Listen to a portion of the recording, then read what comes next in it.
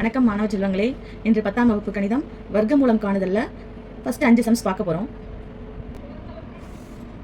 64x⁴ minus 16x³ + 17x² minus 2x + 1.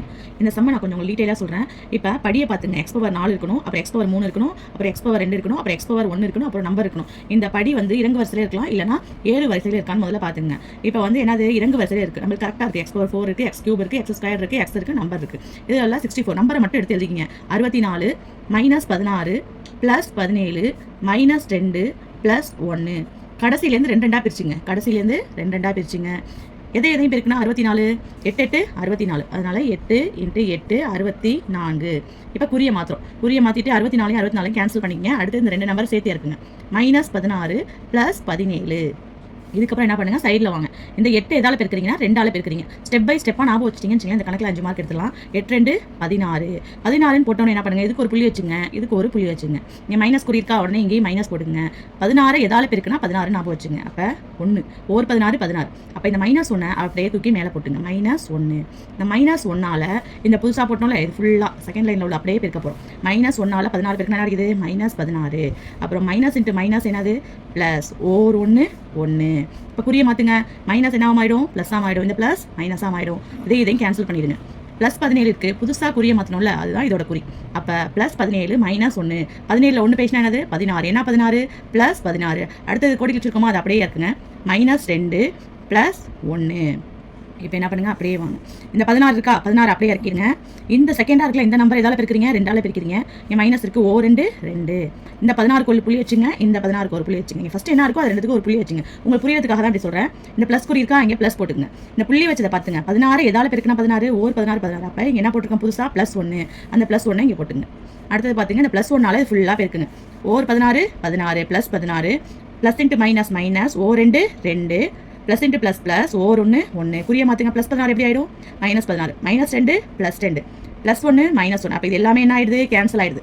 Cancel ஆகி answer என்ன கிடைக்குது, 0. நான் என்ன சொன்னேன், ஃபஸ்ட்டு நம்பர் இருக்கணும்னு சொல்லியிருக்கேன். அப்புறம் x இருக்கணும், அப்புறம் x² x³ x⁴ இப்படியும் கணக்கு போடலாம். இல்லைனா x³ x⁴ x³ x² x number இப்படியும் நம்ம கணக்கு போடலாம்னு சொல்லியிருக்கேன். இப்போ நம்மளுக்கு என்ன கேட்டிருக்காங்க, வர்க்கமூலம் கேட்டிருக்காங்களா. வர்க்கமூலம் எழுதிக்கிங்க.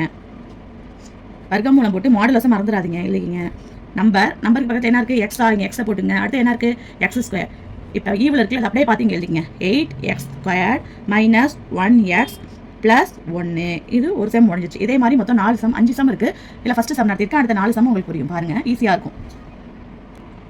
அடுத்த சம் போலாம். x⁴ - 12x³ + 42x² - 36x + 9.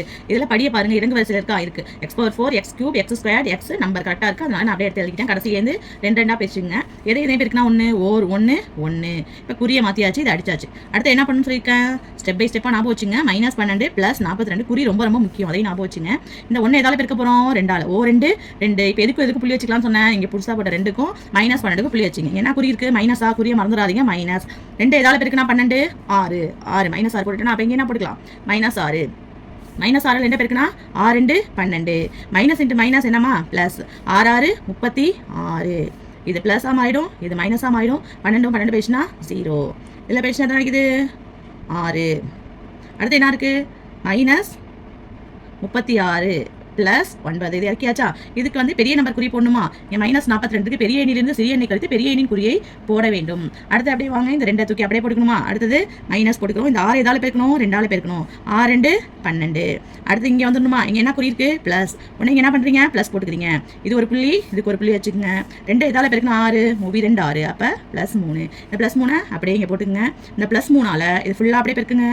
+6 plus into minus minus 36 plus into plus plus 3 9. குறிய மாற்றுங்க. ப்ளஸ் என்ன ஆகிடும், மைனஸ். இந்த மைனஸ் என்ன ஆகிடும், ப்ளஸ். இந்த ப்ளஸ்ஸு மைனஸ் ஆகிடுச்சு.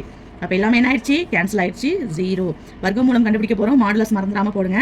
ஃபஸ்ட்டு நம்பர் இருக்கட்டும், அதுக்கு பக்கத்தில் என்ன எழுதிக்க போகிறீங்க, எக்ஸ் போட்டுக்க போகிறீங்க. அடுத்தது x². இந்த மேலே உள்ளதை பார்த்து அப்படியே எழுதுங்க. 1x² - 6x + 3